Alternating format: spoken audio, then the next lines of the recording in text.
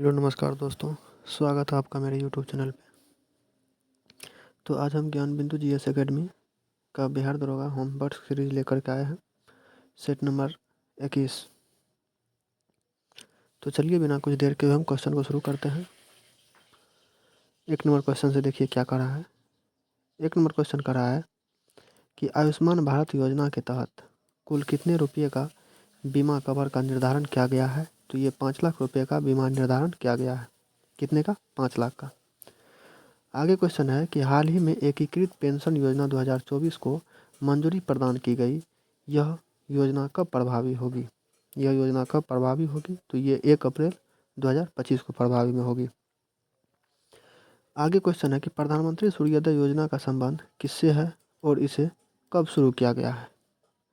तो प्रधानमंत्री सर्वोदय योजना का संबंध जो है सौर ऊर्जा से है और इसे का शुरू जो किया गया है इसे 2024 में किया गया है। आगे क्वेश्चन है कि चारधाम परियोजना का संबंध किस राज्य से है? तो चारधाम परियोजना का संबंध उत्तराखंड से है। किससे? उत्तराखंड से। आगे क्वेश्चन है कि हाल ही में देश की पहली हरित हाइड्रोजन परियोजना किस राज्य में शुरू की गई है? तो हाल ही में देश में पहली हरित हाइड्रोजन परियोजना की शुरुआत किस राज्य में की गई है? तो ये की गई है हरियाणा में। कहाँ की गई है? हरियाणा में। और हरित विधेयक को मंजूरी दी गई है हरियाणा विधानसभा के द्वारा। ये भी आप याद रखिएगा। आगे क्वेश्चन है कि जल ही अमृत कार्यक्रम की शुरुआत कब और किस मंत्रालय द्वारा की गई है? कब और किस मंत्रालय द्वारा की गई है? तो ये किया गया है 2024 में जल शक्ति मंत्रालय द्वारा। और वाटर जो है 100% में 97.5% पानी खारा है और इसमें कुछ ही पानी मीठा है जो कि 2.5% है। और 2.5% पानी में ही कुछ पानी जो है जैसे 1% पानी नदी तालाब में है और 1.5% पानी ग्लेशियर में है। आपको अगर पूछे कि हर घर जल योजना में टॉप स्थान पर कौन है राज्य में, तो गोवा है। और 6वां जिला कौन है? चंबा है। 6वां जिला चंबा है, 100 नंबर का जिला जो हिमाचल प्रदेश में है। आगे क्वेश्चन है कि हाल ही में लड़कियों और महिलाओं के लिए प्रौद्योगिकी और इंजीनियरिंग जैसे क्षेत्रों में कौशल सिखाने के लिए किस योजना की शुरुआत की गई है? किस योजना की शुरुआत की गई है? तो ये की गई है बोइंग सुकन्या कार्यक्रम। क्या? बोइंग सुकन्या कार्यक्रम। और अगर पूछा जाए कि महिलाओं के लिए कौन योजना चलाई गई है, तो महिलाओं के लिए सुभद्रा योजना चलाई गई है। कहाँ पर? उड़ीसा में। कहाँ पर? उड़ीसा में। आगे देखिए क्वेश्चन भी है कि सुभद्रा योजना को कब और किस राज्य में शुरू किया गया है? तो आपको पिछले ही बताए थे पीछे ही कि सुभद्रा योजना को उड़ीसा में चलाया गया है और ये महिलाओं के लिए है। चलिए ठीक है। और क्या करें? सुभद्रा योजना कब है? सुभद्रा योजना को 2024 में चलाया गया। कब चलाया गया? 2024 में। और कहाँ पे? उड़ीसा में चलाया गया। आगे क्वेश्चन है कि वित्त मंत्रालय ने किस वार्षिक बजट में प्रधानमंत्री जनजातीय उन्नत ग्राम अभियान की घोषणा की है? उन्नत ग्राम अभियान की घोषणा की है। तो ये की गया है 2024 में। क्या था? इसको बढ़ा के 25 कर दिया गया है, तो 2024-25 हो जाएगा। और 5 करोड़ गाँव में योजना चलाई जाएगी। कितना? 5 करोड़ गाँव में योजना चलाई जाएगी। आगे देखिए क्वेश्चन क्या है। आगे क्वेश्चन है कि डिजिटल भारत निधि योजना कब शुरू की गई है? डिजिटल भारत निधि योजना कब शुरू की गई है? तो डिजिटल भारत निधि योजना 2024 में शुरू की गई है। और इसका जो शुरुआत हुई थी, शुरू में इसका नाम था भारत निधि योजना। निधि योजना और ये 2002 में शुरू की गई थी। आगे क्वेश्चन है कि स्मार्ट सिटी परियोजना की शुरुआत कब की गई थी तथा भारत का 100वां स्मार्ट सिटी कौन सा शहर बना है? 100वां स्मार्ट सिटी कौन सा शहर बना है? तो ये आपका हो जाएगा, ये क्या कहते हैं, 100वां शिलोंग हो जाएगा। क्या हो जाएगा? शिलोंग हो जाएगा। और भारत का पहला स्मार्ट सिटी अगर पूछे तो भुवनेश्वर हो जाएगा। कौन हो जाएगा? भुवनेश्वर। आगे क्वेश्चन है कि भारत सरकार द्वारा जारी योजना को उनकी तिथियों से मिलान करें। तो इसमें हो जाएगा पीएम किसान सम्मान योजना। ये जो है 2019 में चलाया गया था और इसको शुरू किया गया था गोरखपुर से। कहाँ से? गोरखपुर से। आगे क्वेश्चन आगे है कि पीएम उज्ज्वला योजना। तो पीएम उज्ज्वला योजना जो है ये आपको 2016 में शुरू किया गया था। कहाँ पर? 2016 में शुरू किया गया था और इसको बलिया से शुरू किया गया था पीएम उज्ज्वला योजना को। आगे है कि पीएम ग्राम उज्ज्वला योजना। पीएम ग्राम उज्ज्वला योजना इसको जो है इसका शुरुआत 2021 में किया गया था। और पीएम ग्राम उज्ज्वला योजना का शुरुआत आरा से किया गया था। कहाँ से? आरा से। आगे है कि पीएम पीएम विश्वकर्मा योजना। तो पीएम विश्वकर्मा योजना ये 2013 नहीं होगा, यहाँ पे 2023 होगा, इसको काट के 2023 कर लीजिएगा। पीएम विश्वकर्मा योजना 2023 में, और पीएम जनधन योजना जो है ये 2014 में चलाया गया था। आगे क्वेश्चन है कि नौजवान भारत सभा की स्थापना कब और किसके द्वारा की गई थी? तो नौजवान सभा की स्थापना ये जो है भगत सिंह के द्वारा किया गया था 1926 ईस्वी में। और भगत सिंह ने ही हिंदुस्तान सोशलिस्ट रिपब्लिक एसोसिएशन की स्थापना 1928 में किए थे, और ये दो आदमी मिलकर किए थे, भगत सिंह और चंद्रशेखर आज़ाद। और 1928 में ही भगत सिंह ने सोंडर्स की गोली मारकर हत्या किए थे, और 1929 में ये असेंबली में बम फेंके थे, और 1929 में ही इसको जो है अंग्रेज सरकार द्वारा इसको गिरफ्तार किए गए थे, और इसको सोंडर्स के कांड में इसको फांसी की सज़ा सुनाई गई थी। और भगत सिंह को 23 मार्च 1931 को लाहौर के जेल में फांसी दिया गया था। कहाँ पर? लाहौर के जेल में। और एक क्वेश्चन बार बार पूछा जाता है कि जलियांवाला बाग कांड के समय भगत सिंह की उम्र कितनी थी? तो भगत सिंह की उम्र उस समय में 13 वर्ष थी। आगे क्वेश्चन है कि संयुक्त राष्ट्र द्वारा ग्लेशियरों के संरक्षण का अंतर्राष्ट्रीय वर्ष के रूप में किसे घोषित किया गया है? तो इसे घोषित किया गया 2025 में। कब? 2025 में घोषित किया गया। आगे क्वेश्चन है कि अकबरनामा और आईन-ए-अकबरी की रचना किसके द्वारा की गई तथा अकबरनामा कितने खंडों में लिखा गया है? तो अकबरनामा और आईन-ए-अकबरी की रचना जो है अबुल फजल द्वारा किया गया है। किसके द्वारा? अबुल फजल द्वारा। और ये कितने खंडों में विभाजित किया गया है? तो ये जो है 3 खंडों में विभाजित किया गया है। कितने खंडों में? 3 खंडों में। और आपको बाहरी बता देते हैं हम कि जैसे बाबरनामा है, ये बाबर के द्वारा लिखा गया है, और जहांगीरनामा जहांगीर के द्वारा लिखा गया है, और जैसे हुमायूंनामा, तो हुमायूंनामा जो है ये गुलबदन बेगम के द्वारा लिखा गया है। किसके द्वारा? गुलबदन बेगम के द्वारा। आगे क्वेश्चन है कि राजस्व में रैयतवाड़ी प्रथा का प्रारंभ कब और किसके द्वारा किया गया था? तो राजस्व में टॉमस मुनरो और कैप्टन रीड द्वारा 1820 में किया गया था। अगर आपको पूछे महलवाड़ी प्रथा, तो ये 1822 में आया था। और जमींदारी प्रथा कब आया था? जमींदारी प्रथा 1793 में आया था। चलिए आगे क्वेश्चन देखते हैं। आगे क्वेश्चन कर रहा है कि ज्वालामुखी में उजागर से निकलने वाले मैग्मा लावा के जमने से किस चट्टान का निर्माण होता है? किस चट्टान का निर्माण होता है? तो इसमें हो जाएगा अग्निय चट्टान का निर्माण होता है। कौन चट्टान का? अग्निय चट्टान का निर्माण होता है। आगे क्वेश्चन है कि प्रधानमंत्री की अनुपस्थिति में अंतर्राज्यीय परिषद के बैठक की अध्यक्षता कौन करता है? तो बैठक की अध्यक्षता जो है कैबिनेट स्तर के मंत्री करते हैं। कौन करते हैं? कैबिनेट स्तर के मंत्री। आगे क्वेश्चन है कि गोल्डन राइस रोपण को मंजूरी देने वाला पहला देश कौन बना है? तो पहला देश हो जाएगा फिलीपींस। क्या हो जाएगा? फिलीपींस।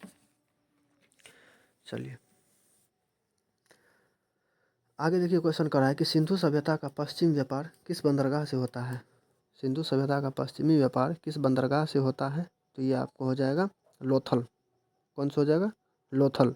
और लोथल आपको पूछा जाए कौन नदी के किनारे हैं? तो लोथल भगवा नदी के किनारे हैं, गुजरात में। और फारस की मुहर लोथल से ही मिले थे। आगे क्वेश्चन है कि मिशन स्माइलिंग बुद्ध का संबंध किससे है? मिशन स्माइलिंग बुद्ध का संबंध जो है ये जो है पोखरण परमाणु परीक्षण से है। और पोखरण परमाणु परीक्षण की शुरुआत 1974 में हुआ था। जो पोखरण कहाँ पे है? पोखरण राजस्थान में है। चलिए आगे क्वेश्चन है कि रक्त कोशिकाओं का निर्माण शरीर में कहाँ होता है? रक्त कोशिकाओं का निर्माण शरीर में कहाँ होता है? तो ये अस्थिमज्जा में होता है। कहाँ पे? अस्थिमज्जा में होता है। और ये जो है रक्त 2 प्रकार के होते हैं, एक ठोस होते हैं और एक द्रव होते हैं। ठोस होते हैं और द्रव होते हैं। द्रव में प्लाज्मा हो गया, जैसे प्लाज्मा 55 से 60% है। कितना है? 55 से 60%। और ठोस में आपको WBC, प्लेटलेट्स, RBC ये सब आ जाएगा। और मेल के शरीर में जो है ब्लड की मात्रा ये 5 से 6 लीटर होती है, और फीमेल में 4 से 5 लीटर होती है। आगे क्वेश्चन है कि चंगेज खां दिल्ली के किस सुल्तान के समकालीन थे? चंगेज खां दिल्ली के किस सुल्तान के समकालीन थे? तो चंगेज खां दिल्ली के इल्तुतमिश के समकालीन थे। आगे क्वेश्चन है कि NEFTA मतलब उत्तरी अमेरिका मुक्त व्यापार समझौता कब लागू हुआ और इसमें शामिल देश कौन कौन से हैं?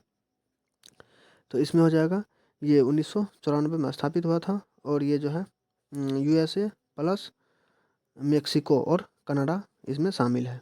1994 में इसका मतलब लागू हुआ था, और इसमें USA, मेक्सिको और कनाडा शामिल है। आगे क्वेश्चन है कि आश्रय प्रतिष्ठान और स्वास्थ्य का आविष्कार संविधान के किस अनुच्छेद में वर्णित है? तो ये संविधान के आर्टिकल 21 में वर्णित है। आगे क्वेश्चन है कि कृषि उन्नति के लिए अमीर ए कोही नामक विभाग की स्थापना किसने किया था? कृषि उन्नति के लिए अमीर ए कोही नामक विभाग की स्थापना किसने किया था? तो विभाग की स्थापना किया था MBT, जिसको मोहम्मद बिन तुगलक कहते हैं। और इसका राजधानी जो है, ये अपनी राजधानी दौलताबाद ले गए थे और फिर वहाँ से उठा करके दिल्ली लाए थे MBT। आगे क्वेश्चन है कि महात्मा गांधी की मृत्यु 30 जनवरी 1948 को कहाँ हुई थी? तो महात्मा गांधी की मृत्यु 30 जनवरी 1948 को नई दिल्ली के बिरला भवन में हुआ था। कहाँ पे हुआ था? नई दिल्ली के बिरला भवन में। अब महात्मा गांधी से कुछ अलग फैक्ट आपको पूछा जाए तो जैसे कि 1893 ईस्वी में महात्मा गांधी दक्षिण अफ्रीका गए थे और वहाँ से 9 जनवरी 1915 को ये भारत और काठियावाड़ी वेशभूषा में लौटे थे, जिसको विश्व प्रवासी दिवस मनाया जाता है। इसके बाद ये 1916 ईस्वी में अपने चहेते गुरु गोपाल कृष्ण गोखले से मिले थे। आगे क्वेश्चन है कि भगत सिंह ने बटुकेश्वर दत्त के साथ मिलकर दिल्ली में केंद्रीय विधानसभा में कब बम फेंका था? कब बम फेंका था? तो ये 1929 में फेंका था और एक नारा लगाया था, इनकलाब जिंदाबाद। आगे क्वेश्चन है कि जयप्रकाश नारायण का जन्म कब और कहाँ पर हुआ था? तो जयप्रकाश नारायण का जन्म जो है 1902 ईस्वी में सिताब दियारा में हुआ था। सिताब दियारा में हुआ था, जो सिताब द्वारा पहले बिहार में ही पढ़ता था, अब अभी वर्तमान में भी उत्तर प्रदेश में पढ़ रहा है। चलिए आगे क्वेश्चन कर रहा है। आगे है कि पुस्तक गीता रहस्य कहाँ से और किसके द्वारा लिखी गई है? तो ये जो है पुस्तक गीता रहस्य, ये बाल गंगाधर तिलक के द्वारा लिखा गया है। और बाल गंगाधर तिलक इस पुस्तक को मांडले जेल से लिखे थे। कौन जेल से? मांडले जेल से।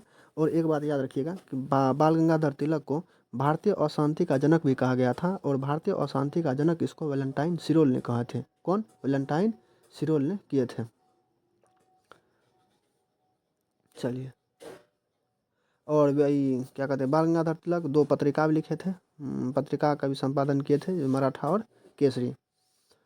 आगे क्वेश्चन है कि अबुल पाकिर जुनेबदानी जुनेलाब्दीन अबुल पाकिर जुनेलाब्दीन अबुल कलाम की जयंती को किस दिवस के रूप में मनाते हैं? जैसे अबुल कलाम आज़ाद है, इसको किस जयंती के रूप में मनाते हैं? तो इसको नवाचार दिवस के रूप में मनाते हैं। क्या? नवाचार दिवस। और नवाचार दिवस कब मनाया जाता है? तो नवाचार दिवस 15 अक्टूबर को मनाया जाता है। आगे क्वेश्चन है कि अटल बिहारी वाजपेयी को भारत रत्न कब प्रदान किया गया था? अटल बिहारी वाजपेयी को भारत रत्न 2015 में दिया गया था। आगे क्वेश्चन है कि सैन फ्रांसिस्को में 1913 में स्थापित गदर पार्टी के पहले अध्यक्ष को नियुक्त किए गए थे? तो सैन फ्रांसिस्को में गदर पार्टी के संस्थापक जो है इसे सोहन सिंह भाखना को नियुक्त किए गए थे। किसको? सोहन सिंह भाखना को। अगर पूछा जाए कि गदर पार्टी का स्थापना कौन किए थे? तो लाला हरदयाल किए थे। कौन किए थे? लाला हरदयाल। आगे क्वेश्चन है कि बंगाल विभाजन के विरोध में बिहार विद्यार्थी सभा की स्थापना किसके द्वारा किया गया था? तो बिहार विद्यार्थी सभा का स्थापना राजेंद्र प्रसाद द्वारा किया गया था। किसके द्वारा? राजेंद्र प्रसाद के द्वारा। आगे क्वेश्चन है कि बिहार में कांग्रेस का पहला अधिवेशन कब और कहाँ और किसकी अध्यक्षता में किया गया था? तो आपको बता दें कि बिहार में पहला अधिवेशन जो है ये बांकीपुर में 1912 में, जिस समय में बिहार अलग हुआ था, उसी समय में ये बांकीपुर में कांग्रेस का अधिवेशन हुआ था और इसका अध्यक्षता जो है RN माधोलकर किए थे। कौन किए थे? RN माधोलकर। आगे क्वेश्चन है कि सरकार ने भारत में रहने वाले अंग्रेजों और अन्य यूरोपियों के जातियों अहंकार को चोट पहुंचाने वाले अल्बर्ट विधेयक को कब वापस लिया? अल्बर्ट विधेयक को कब वापस लिया? तो इसको 1883 में वापस लिया। आगे क्वेश्चन है कि कांग्रेस के आरंभिक 20 साल इस डैश डैश को आमतौर पर नरम दौर के नाम से जाना जाता है। मतलब कर रहा है कि कांग्रेस के आरंभिक के समय कब से कब तक के बीच को नरम दल माना जाता है, जिसको उदारवादी युग कहते हैं। तो इसको 1885 से लेकर के और 1905 तक को उदारवादी युग माना जाता है और 1905 से लेकर के 1920 तक को गांधी युग माना जाता है और 1920 से लेकर के और 1947 तक को उग्रवादी युग माना जाता है। चलिए आगे क्वेश्चन कर रहा है कि कांग्रेस के किस अधिवेशन में स्वदेशी और बहिष्कार आंदोलन को समर्थन दिया गया था? स्वदेशी और बहिष्कार आंदोलन को समर्थन दिया गया था। तो ये क्या कहते हैं, ये कहा गया था 1905 और 1906 दोनों में किया गया था। जो कि 1905 का जो ये अधिवेशन हुआ था ये बनारस में हुआ था, और 1906 में जो ये अधिवेशन हुआ था तो ये कोलकाता में हुआ था, और ये 1906 वाला का अधिवेशन के अध्यक्षता दादा भाई नौरोजी ने किए थे। आगे क्वेश्चन है कि कांग्रेस द्वारा स्वराज प्राप्ति का लक्ष्य किस अधिवेशन में घोषित किया गया था। तो स्वराज प्राप्ति का लक्ष्य जो है 1906 के अधिवेशन में किया गया था। कौन? 1906 में, जिसकी अध्यक्षता दादा भाई नौरोजी ने किए थे। और ये कहाँ पर किए गए थे? तो ये कोलकाता में। कहाँ पर? कोलकाता में हुए थे। आगे कह रहा है कि किस अधिनियम द्वारा अंग्रेजों ने भारत में सर्वप्रथम अप्रत्यक्ष नियंत्रण प्रणाली की शुरुआत की? अप्रत्यक्ष नियंत्रण प्रणाली की शुरुआत की तो ये किया गया था 1892 का अधिवेशन में, 1892 के अधिवेशन में। चलिए आगे क्वेश्चन कर रहा है कि बंगाल विभाजन, कर रहा है कि बंगाल विभाजन 1905 के विरोध में बंगाल में हुए आंदोलन के प्रारंभिक दौर का नेतृत्व किसने किया था? प्रारंभिक दौर का नेतृत्व किसने किया था? तो ये किए थे एस.एन. बनर्जी। कौन किए थे? एस.एन. बनर्जी। चलिए आगे क्वेश्चन कर रहा है कि किस आंदोलन के दौरान वंदे मातरम का किस आंदोलन के दौरान वंदे मातरम का व्यापक तौर पर प्रयोग किया गया? वंदे मातरम का व्यापक तौर पर प्रयोग किया गया, ये स्वदेशी आंदोलन में किया गया था। कब? स्वदेशी आंदोलन में। देखिए आगे कह रहा है कि घटनाक्रम को उनके कालक्रम में व्यवस्थित करें। जैसे बंगाल विभाजन, तो बंगाल विभाजन कब हुआ था? तो 1905 में हुआ था। राजधानी कोलकाता से दिल्ली स्थानांतरित, कर रहा है राजधानी कोलकाता से दिल्ली स्थानांतरित, तो इसका घोषणा किया गया था 1911 में। स्थानांतरित कर रहा है तो ये 1912 हो जाएगा। आगे कह रहा है कि कांग्रेस का विभाजन, कांग्रेस का विभाजन पहली बार 1907 में हुआ था। और आगे कह रहा है कि मुस्लिम लीग का गठन, मुस्लिम लीग का गठन 1906 में हुआ था। तो इसको आप ईस्वी के अनुसार बैठा लीजिएगा। 1905, ये 1912 हो जाएगा। ये कांग्रेस का विभाजन 1907, 1905, 7, 6, तो पहले 5 होगा, इसके बाद ये मुस्लिम लीग होगा, इसके बाद कांग्रेस विभाजन होगा, इसके बाद राजधानी कोलकाता से दिल्ली 1912 हो जाएगा। चलिए आगे क्वेश्चन कर रहा है कि किस शहर को अंग्रेजों ने भारत का सरताज कहा? किस शहर को अंग्रेजों ने भारत का सरताज कहा? तो ये मुंबई हो जाएगा। और अगर इसी में पूछे कि भारत का सिराज किसे कहा जाता है, तो भारत का सिराज जौनपुर को कहा जाता है। किसको? भारत का सिराज जौनपुर को, और भारत का सरताज मुंबई को कहा जाता है। चलिए आगे क्वेश्चन है कि भारतीय राष्ट्रीय कांग्रेस के दूसरे मुस्लिम अध्यक्ष के रूप में किसे नियुक्त किया गया था? भारतीय राष्ट्रीय कांग्रेस के प्रथम मुस्लिम अध्यक्ष बदरुद्दीन तैयब हो जाएंगे, और दूसरे मुस्लिम अध्यक्ष आपको रहीमतुल्लाह सयानी हो जाएंगे। कौन? रहीमतुल्लाह सयानी। रहीमतुल्लाह सयानी 1896 के अधिवेशन में इसका अध्यक्षता किए थे। इसके बाद जो है इसी के समय में भारत का राष्ट्रीय गीत वंदे मातरम आनंद मठ से लिया गया था, जो जिस वंदे मातरम के रचिता है बंकिम चंद्र चटर्जी। आगे क्वेश्चन है कि ब्रिटिश सरकार द्वारा सशस्त्र कानून कब बनाया गया, जिससे भारतीयों के शस्त्र रखने पर प्रतिबंध लगा दिया गया? भारतीयों को शस्त्र रखने पर प्रतिबंध लगाया गया तो ये हो जाएगा 1878 में। और 1878 में जितना भी कार्यकारी सब हुआ होगा, ये हुआ, सब चीज़ हुआ होगा लिटन के समय में। चलिए आगे क्वेश्चन है कि राष्ट्रपति के महाभियोग प्रक्रिया के समय लोकसभा और राज्यसभा में कितने बहुमत होना चाहिए? सबसे पहले राष्ट्रपति का महाभियोग है, तो राष्ट्रपति का महाभियोग जो है ये अमेरिका से लिया गया है। कहाँ से लिया गया है? अमेरिका से लिया गया है। अब देखिए क्वेश्चन क्या कर रहा है कि राष्ट्रपति के महाभियोग प्रक्रिया के समय लोकसभा और राज्यसभा में कितना बहुमत होना चाहिए? तो इसमें 2/3 बहुमत होना चाहिए। 2/3 कितना? 2/3। आगे क्वेश्चन है कि राष्ट्रपति का अध्यादेश जारी करने की शक्ति किस अनुच्छेद के अंतर्गत आता है? राष्ट्रपति का अध्यादेश जारी करने की शक्ति किस अनुच्छेद के अंतर्गत आता है? तो ये आपको हो जाएगा 48 का आर्टिकल नंबर 123। अगर क्या कहते हैं, राष्ट्रपति का है 123, अगर राज्यपाल का पूछा जाए तो इसका 213 हो जाएगा। आगे क्वेश्चन है कि कौन सी तारीख को भारत के राष्ट्रपति ने अपनी शक्तियों का प्रयोग करते हुए उद्घोषणा द्वारा यह घोषित किया कि गंभीर आपात विद्यमान है, जिसके कारण आंतरिक अशांति से भारत को खतरा है? तो ये कौन कहते? तो ये फर्रुखसियर अहमद। कौन? फर्रुखसियर अहमद उस समय में कौन थे? राष्ट्रपति थे, और ये 25 जून 1975 को कहे थे। आगे क्वेश्चन है कि संविधान के किस अनुच्छेद के अनुसार प्रधानमंत्री की सलाह पर राष्ट्रपति द्वारा लोकसभा को भंग किया जा सकता है? क्या किसके सलाह पर? प्रधानमंत्री की सलाह पर राष्ट्रपति द्वारा लोकसभा को भंग किया जा सकता है, तो ये आर्टिकल 85 का 1 हो जाएगा। चलिए आगे क्या कह रहा है? आगे कह रहा है कि भारत में राष्ट्रपति फर्रुखुद्दीन अली अहमद की मृत्यु के बाद कार्यवाहक राष्ट्रपति के रूप में किसने कार्य किया था? किसने कार्य किया था? तो ये आपको हो जाएगा बी.डी. जत्री, जो कि उस समय में उपराष्ट्रपति के पद पर थे ये। चलिए आगे क्वेश्चन कर रहा है कि भारत के उच्चतम न्यायालय से परामर्श करने की राष्ट्रपति की शक्ति भारत के संविधान के किस अनुच्छेद में वर्णित है? तो ये आर्टिकल 143 में वर्णित है।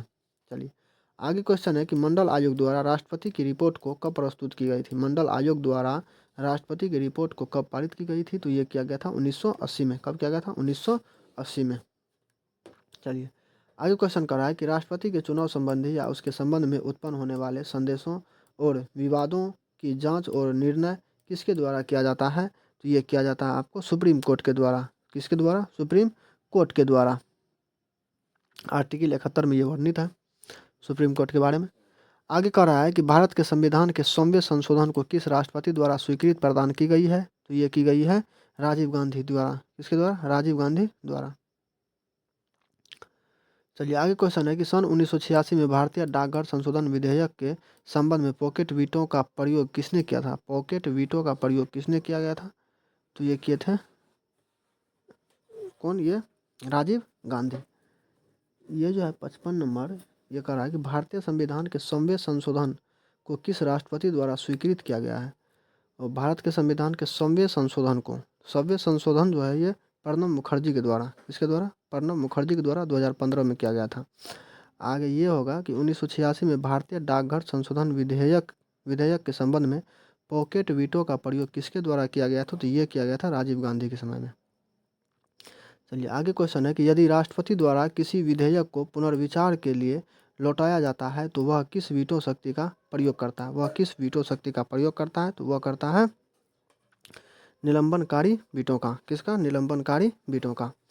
आगे क्वेश्चन है कि अप्रत्याशित व्यय की पूर्ति के लिए भारत की आकस्मिक निधि में धन कौन निकाल सकता है? धन कौन निकाल सकता है? तो ये हो जाएगा आपको राष्ट्रपति। आगे क्वेश्चन है कि राष्ट्रपति द्वारा जारी एक अध्यादेश संसद के सत्र शुरू होने के बाद कितने समय तक रखा जाना आवश्यक है? तो ये हो जाएगा 6 सप्ताह तक। आगे है कि कौन सी एक विधायी संस्था है जो राष्ट्रपति के निर्वाचन का एक भाग है परंतु उसके महाभियोग अधिकरण का भाग नहीं है, अधिकरण का भाग नहीं है? तो हो जाएगा विधानसभा। चलिए आगे देखिए कह रहा है, आगे क्वेश्चन कर रहा है कि भारत में पटसन उद्योग का अधिकांशतः भाग किस नदी के तट पर विकसित हुई है? तो ये हुई है हुगली नदी के तट पर। और हुगली नदी कहाँ है? पश्चिम बंगाल में। और हुगली नदी किसका ब्रांच है? तो ये गंगा का ही ब्रांच है हुगली नदी। चलिए आगे क्वेश्चन है कि भिलाई इस्पात संयंत्र की स्थापना कहाँ और किस देश के सहयोग से की गई है? तो भिलाई इस्पात संयंत्र की स्थापना जो है छत्तीसगढ़ में। कहाँ पे? छत्तीसगढ़ में। और इसकी शुरुआत जो है किस देश की सहायता से की गई है? तो इसकी शुरुआत जो है रूस की सहायता से की गई है। आगे क्वेश्चन है कि निम्नलिखित में से कौन सी कंपनियां एल्युमिनियम बनाती हैं? तो कौन सी कंपनियां एल्युमिनियम बनाती है? 3 कंपनी एल्युमिनियम बनाती है, जिसको बाल्को और नाल्को और इसको कहते हैं हिंडाल्को। चलिए आगे क्वेश्चन कर रहा है कि भारत में प्रथम कपास मिल की स्थापना किस शहर में हुई थी? भारत में प्रथम कपास मिल की शुरुआत भारत में प्रथम कपास मिल की स्थापना किस शहर में हुई थी? तो ये हुई थी मुंबई में। कहाँ हुई थी? मुंबई में। आगे क्वेश्चन कर रहा है कि भारत का सबसे बड़ा पेट्रो रसायन कारखाना किस राज्य में है? तो ये जामनगर में। कहाँ पे? जामनगर में। जामनगर कहाँ पे है? जामनगर गुजरात में है। आगे कह रहा है कि चूना पत्थर का प्रयोग किस उद्योग में होता है? तो चूना पत्थर का प्रयोग जो है ये सीमेंट उद्योग में होता है। किस चीज़ में? सीमेंट उद्योग में। आगे है कि जमशेदपुर का लौह इस्पात कारखाना किस नदी पर स्थित है? तो ये स्वर्णरेखा नदी पर स्थित है। कौन नदी पर? स्वर्णरेखा नदी पर। चलिए आगे क्वेश्चन है कि कोलार के खाने और हड्डी की खाने किन धातुओं के लिए प्रसिद्ध है? कोलार की खाने और हड्डी की खाने किन धातुओं के लिए प्रसिद्ध है? तो ये सोना के लिए प्रसिद्ध है। किसके लिए? सोना के लिए प्रसिद्ध है। आगे क्वेश्चन है कि बेलाडेला की खान कहाँ और किस धातु के लिए प्रसिद्ध है? बेलाडेला की खान कहाँ और किस धातु के लिए प्रसिद्ध है? तो ये छत्तीसगढ़ में है और ये लौह अयस्क के लिए प्रसिद्ध है। चलिए आगे क्वेश्चन है कि भारत के पूर्वी तट पर लौह अयस्क का सर्वाधिक निर्यात किस बंदरगाह से होता है? तो ये हो जाएगा आपको विशाखापत्तनम बंदरगाह से। और भारत का कृत्रिम बंदरगाह ये है विशाखापत्तनम बंदरगाह। चलिए आगे क्वेश्चन कर रहा है कि भारत की पहली और एकमात्र महिला शहनाई वादक कौन है? महिला शहनाई वादक कौन है? तो यह है बागेश्वरी कमर। कौन है? बागेश्वरी कमर। और अगर आपको पूछा जाए कि प्रसिद्ध शहनाई वादक कौन है, तो बिस्मिल्लाह खां। कौन है? बिस्मिल्लाह खां। आगे क्वेश्चन है कि पंडित रविशंकर किस वाद्य यंत्र से वादकों में से एक थे? तो पंडित ये रविशंकर जो है ये सितार वादक थे, और इसकी पत्नी का नाम था जहान आरा और रोशन आरा। बाद में इसका नाम बदल कर ये अन्नपूर्णा देवी इसका नाम रखा था। क्या? अन्नपूर्णा देवी। चलिए आगे है कि संतूर को एक लोकप्रिय वाद्य यंत्र बनाने का श्रेय किसे दिया जाता है? तो ये दिया जाता है शिव कुमार शर्मा को। किसको? शिव कुमार शर्मा को। आगे क्वेश्चन है कि हरिप्रसाद चौरसिया का संबंध किस वाद्य यंत्र से है? तो हरिप्रसाद चौरसिया का संबंध बांसुरी वादक से है। किससे? बांसुरी वादक से। इसका देख लीजिएगा। पंडित रविशंकर का संबंध, अगर पंडित रविशंकर का पूछे तो पंडित रविशंकर सितार वादक से है। संतूर से लोकप्रिय है, संतूर से कौन है? तो शिव कुमार शर्मा है। अगर हरिप्रसाद चौरसिया पूछे तो हरिप्रसाद चौरसिया बांसुरी वादक से है। अगर उस्ताद जाकिर हुसैन पूछे तो उस्ताद जाकिर हुसैन कौन चीज़ से है? तबला से है। किससे है? तबला से। चलिए इसी के साथ में 75 क्वेश्चन का डिस्कशन क्लियर किया। आगे मिलते हैं नेक्स्ट वीडियो में। आज के लिए इतना ही। जय हिंद।